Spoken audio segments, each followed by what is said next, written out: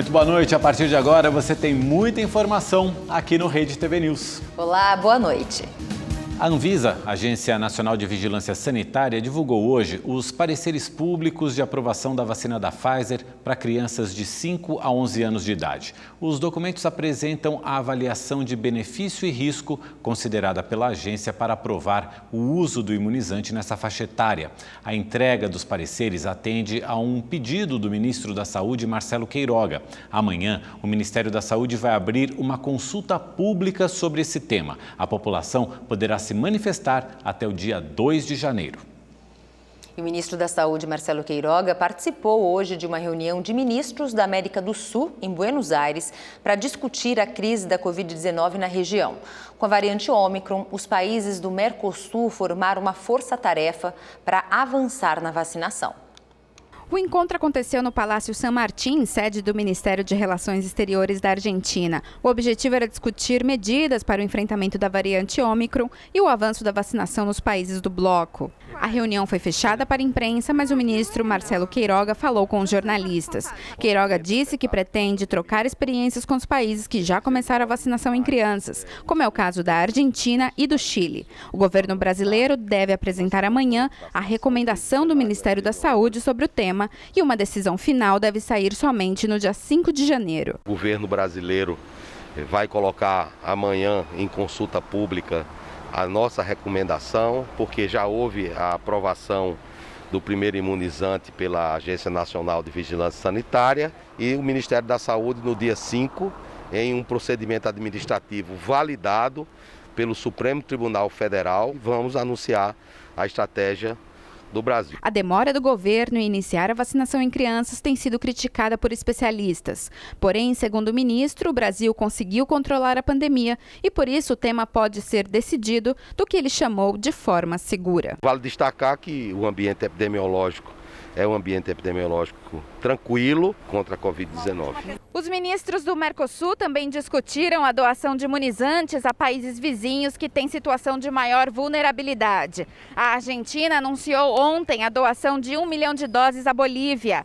Hoje, o ministro Marcelo Queiroga voltou a afirmar que o Brasil vai doar 10 milhões de vacinas contra a Covid-19 às nações mais pobres. A América do Sul ocupa o primeiro lugar no mundo do percentual de pessoas vacinadas contra a Covid-19, com 63% da população imunizada com as 2 doses. Amanda Cotrim, de Buenos Aires, para o Rede TV News.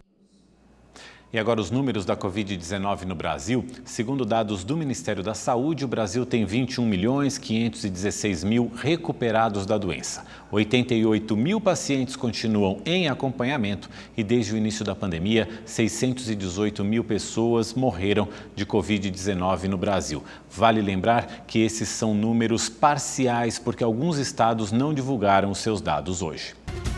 O Japão registrou a primeira transmissão comunitária da variante Ômicron.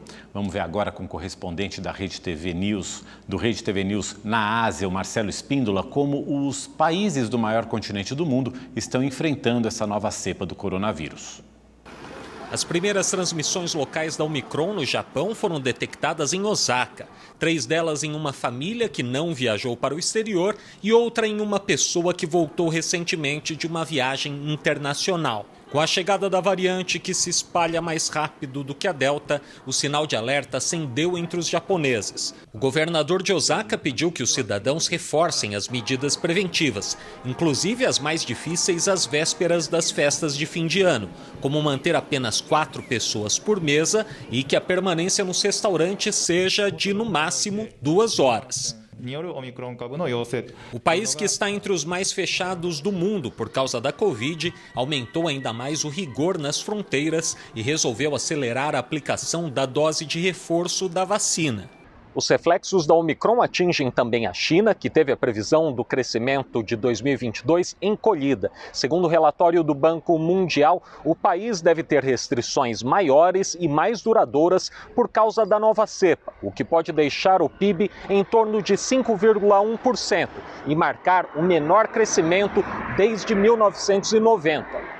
A Singapura, que permitia a entrada de viajantes totalmente vacinados de alguns países, anunciou nesta quarta-feira que suspendeu o programa de entrada sem o confinamento.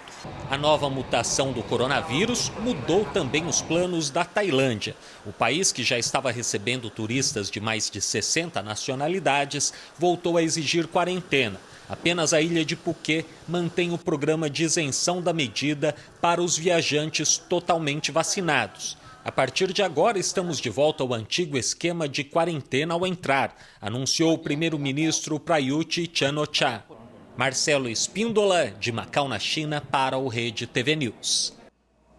É grave o estado de saúde da criança de 5 anos baleada durante uma operação da Polícia Federal para prender o chefe de uma milícia que atua na zona oeste do Rio de Janeiro. Um vídeo gravado por moradores mostra a mãe com o filho nos braços. O menino levou um tiro no peito durante um tiroteio entre seguranças de miliciano e policiais. A criança está internada em estado grave.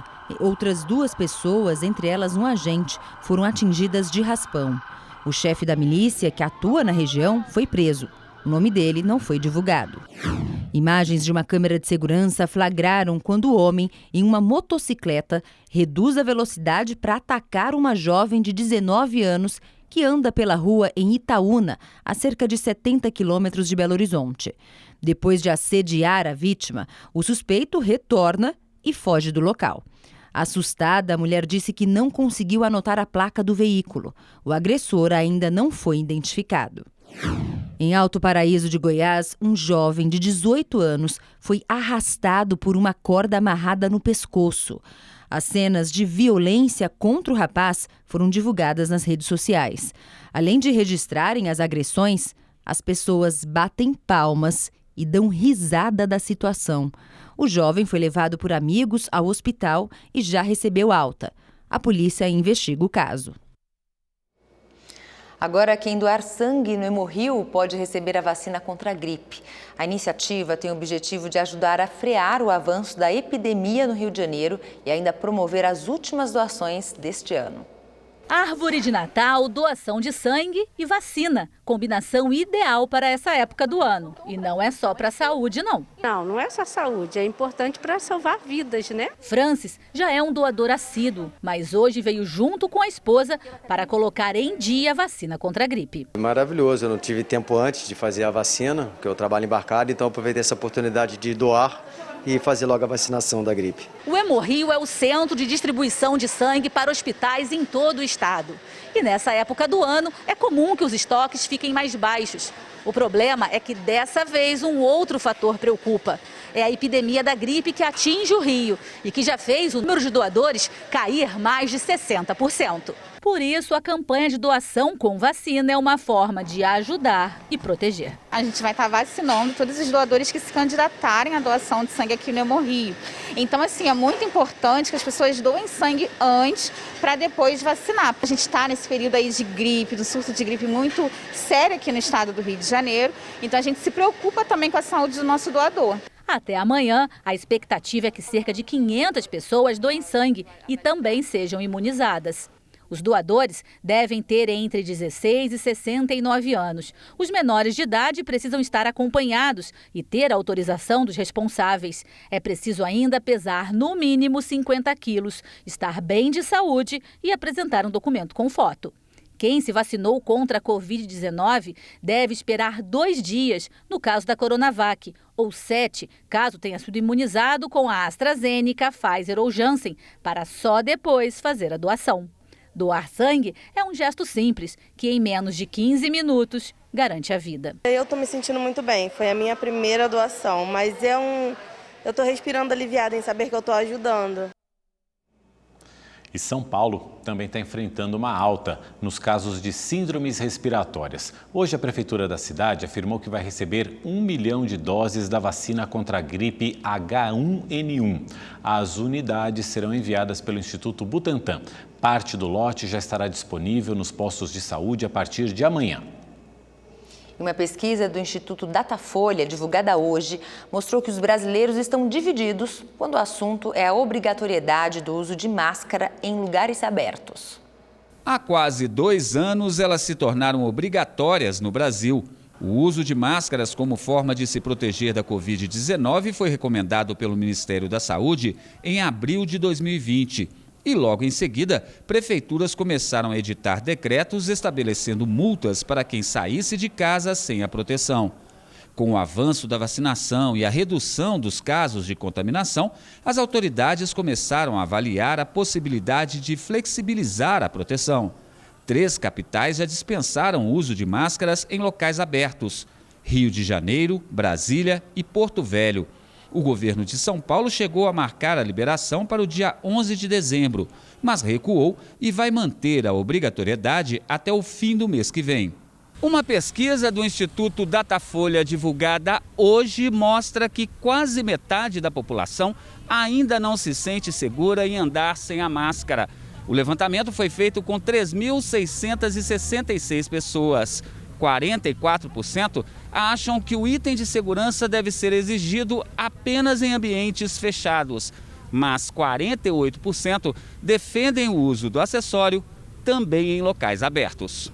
No Distrito Federal, a máscara nas ruas deixou de ser obrigatória no dia 3 de novembro, mas continua sendo usada por muitas pessoas. Eu acho que tem que continuar usando a máscara, né? Proteção, né? Essa pandemia não é brincadeira, ela não foi contida ainda, né? Acho que tem que ter um pouco de consciência de cada um, de avaliar o local em que você está e decidir. Para este infectologista, em locais abertos e bem ventilados, o uso da máscara pode ser flexibilizado. Porém, em ambientes fechados, ela ainda é uma proteção importante. Em ambientes muito abertos, né, num parque bem grande, por exemplo, você ali com a sua família só, ou você andando, eu acho que as pessoas vão começar a tirar a máscara sim. A gente não vai fazer isso em locais fechados ainda, pelo menos por enquanto. Já quanto às festas de fim de ano, ainda é preciso cautela. Essas aglomerações que nós estamos acostumados a ver, né, de Copacabana, Paulista, né?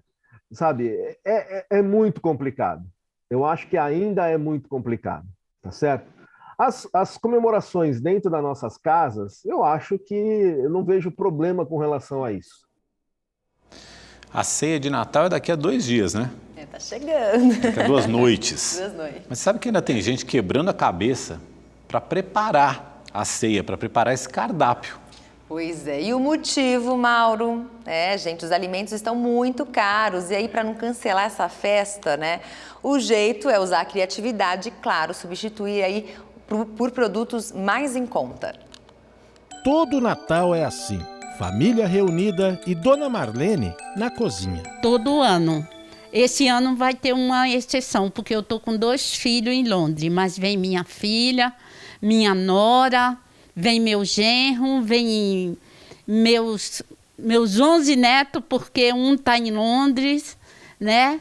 E vem primos, vem amigos, sempre vem, sempre tá. Sempre eu tô com o fim de ano, sempre eu tô com a casa cheia. Mas este vai ser um detalhe diferente na casa dela. Como o preço dos alimentos deixou a ceia bem mais cara, o jeito foi pedir ajuda da família inteira. Eu sempre sou anfitriã, então eu recebo todos, mas esse ano eu vou pedir que cada um traga um pratinho para ajudar, porque está tudo extremamente caro. Um levantamento da Fundação Getúlio Vargas mostra que os preços dos produtos da ceia de Natal subiram 5,39% este ano. Frango inteiro, ovos, azeitona, carnes bovinas e farinha de trigo tiveram os maiores aumentos. É difícil esperar que esse Natal seja um Natal de fartura. Ele vai ser um Natal de muita cautela e parcimônia por conta das famílias. Há necessidade de verificar os preços antes da compra, de comparar produtos antes de comprá-los. Então, na medida do possível, a substituição é uma boa medida para economizar um pouco na composição da cesta de Natal de 2021. Vicente vende ceia de Natal, entrega tudo prontinho aos clientes e, para não repassar a alta dos preços, ele está substituindo itens mais caros por outros mais em conta. Além do frango, o filé mignon aumentou mais de 70% no ano. Então a gente retirou o filé mignon do cardápio e trouxe 2 proteínas mais baratas que são tão saborosas quanto, né? Para a gente não passar esse impacto da inflação para os clientes. Se você quiser uma ceia como essa gastando menos, preste atenção, porque o Guilherme Brito, com 40 anos de experiência, vai dar umas dicas agora. O primeiro passo para economizar no Natal é comprar a quantidade certa, não comprar com exagero. Eu acho que tem de saber fazer a conta, mais ou menos de 150 a 200 gramas por pessoa. Faça esse cálculo para não ter excesso de produtos. E aí você vai escolher, você pode trocar um peru por um Chester que estiver mais em conta no supermercado, um tender também é uma opção. E depois do salgado vem os doces, e nesse caso também é possível gastar menos e preparar verdadeiras delícias. A rabanada, quando o pão é amanhecido, ele fica melhor ainda. Então você tem aquele pãozinho francês de um dia anterior, você vai lá e prepara a rabanada com carinho, que ela vai ficar mais saborosa e mais gostosa. Mesa posta é servir e bom apetite. E não gaste todo o seu dinheiro com a ceia de Natal, porque vem aí o IPVA, que o governo de São Paulo divulgou hoje o valor venal dos veículos, que serve como base para o cálculo de IPVA de 2022. E esse valor subiu, em média, quase 23%. E agora, como o vencimento do imposto batendo aí na porta dos brasileiros, os governos estaduais adotaram algumas medidas para facilitar esse pagamento. Todo início de ano é igual. O brasileiro recebe uma série de contas para pagar e entre elas está um dos impostos mais comentados nessa época, o IPVA, o Imposto sobre Veículos Automotores. O Alexandre é motorista de aplicativo e acha caro o valor que paga pelo imposto. Eu perdi 2 pneus, quem vai pagar esse prejuízo? Amortecedor do carro, a gente paga um absurdo de IPVA e não tem esse dinheiro de retorno para a gente. As regras para pagamento do IPVA em 2022 aqui no estado de São Paulo mudaram. O governo estadual anunciou um desconto maior para a quitação do imposto à vista, que chegou a 9%. E o parcelamento também mudou. Agora o IPVA poderá ser dividido em até 5 vezes. Antes eram 3. As parcelas vencerão entre fevereiro e junho e nessa opção o proprietário terá um desconto de 5%. O pagamento também pode ser feito em cota única no mês de fevereiro, o que também gera um desconto de 5%. Sempre pague à vista, sempre que você puder, porque é só lembrar o seguinte, é você tentar pensar se vai haver um rendimento de uma aplicação no período em que você tem que pagar, sempre lembrar do período que você tem que pagar, ou seja, antigamente eram 3 vezes, você não consegue ter uma aplicação que talvez te traga o mesmo rendimento. Então vale a pena pagar à vista, porque aí o desconto sempre é vantajoso. Para os donos de caminhões, as regras são um pouco diferentes. Será possível o pagamento de cota única em abril, com desconto de 5%. Para os proprietários que optarem pelo parcelamento em 5 vezes, os vencimentos ocorrerão entre março e setembro. Não pense que esses descontos e facilidades surgiram à toa. Em 2022, com a valorização dos veículos seminovos, o IPVA está mais caro. O governo de São Paulo irá divulgar os valores até o dia 31 de dezembro. Enquanto isso, já é possível calcular para ter uma noção do que está por vir. O cálculo do IPVA é feito através do valor venal, que é o valor que é daquela famosa tabela FIPE. Ou seja, a partir dali você tem o valor do seu veículo, é o valor médio de venda. Mas para fazer esse cálculo é preciso se atentar ao percentual do IPVA de cada estado. Em Pernambuco, por exemplo, o preço cobrado é de 3% do valor do veículo. Em São Paulo, esse percentual é de 4%. Em Minas Gerais, o valor ainda está indefinido. Os deputados mineiros querem congelar o imposto. A ideia não agradou o governo, mas a decisão deve sair nos próximos dias. O presidente Jair Bolsonaro sancionou hoje o projeto de lei que libera 300 milhões de reais para financiar o Auxílio Gás. O benefício será pago pelo Ministério da Cidadania a famílias de baixa renda a cada 2 meses. Ele corresponde a 50% do preço médio do botijão de 13 quilos. O programa terá duração de 5 anos. A expectativa é de que o Auxílio Gás atenda a mais de 5 milhões de famílias. O setor de hotéis de Belo Horizonte comemora o crescimento expressivo no número de turistas e principalmente dos eventos de negócios neste final de ano. E a expectativa agora é pela ocupação dos quartos dos hotéis durante o Réveillon. foi um movimento inesperado. A quantidade de hóspedes dos hotéis da capital mineira nessas últimas semanas surpreendeu o setor. Estamos tendo o melhor dezembro dos últimos 20 anos, uma taxa de ocupação que vai ficar entre 65% e 70%. É uma taxa histórica, né? Hotelaria preparadíssima e para janeiro e fevereiro de 2022 também, a expectativa de termos um primeiro semestre bem melhor. Neste hotel recém-inaugurado na região da Savassi, os visitantes não param de chegar. Mesmo às vésperas do Natal, tinha até fila na hora do check-in. O Fábio fez a reserva com antecedência. O empresário veio de São Paulo para uma reunião de negócios. Não ia ter lugar, eu ia ter que me hospedar em local que não fosse próximo de onde eu tenho as reuniões. Então, para poder escolher um hotel próximo de onde eu tenho as reuniões, eu já fiz a reserva com bastante antecedência. No hotel, cerca de 70% dos quartos já estão reservados até o final do ano. Várias coisas aconteceram para que a gente conseguisse esses melhores resultados no segundo semestre. Além da vacinação, nós tivemos muita coisa represada. Então, concursos públicos que não aconteciam há muito tempo aconteceram. O lazer também aumentou bastante. Os eventos esportivos e agora mais para o final do ano os shows voltaram. Só aqui em Belo Horizonte, cerca de 18 mil trabalhadores do setor perderam o emprego durante a pandemia. Com a alavancada de 2021, 3 mil vagas já foram recuperadas e a expectativa é alta para o ano que vem. O Bernardo é um dos funcionários contratados para atender a demanda maior do final de ano. Ele ajuda na administração do hotel e está feliz em terminar 2021 com a carteira assinada e dinheiro no bolso. A gente fica mais otimista e confiante também para iniciar o ano. Feliz demais, muito bom, garantindo sempre o presente do amigo oculto, né? Gente, Rede TV News fica por aqui. Uma ótima noite para você. Obrigado pela companhia. Amanhã a gente se encontra. Boa noite.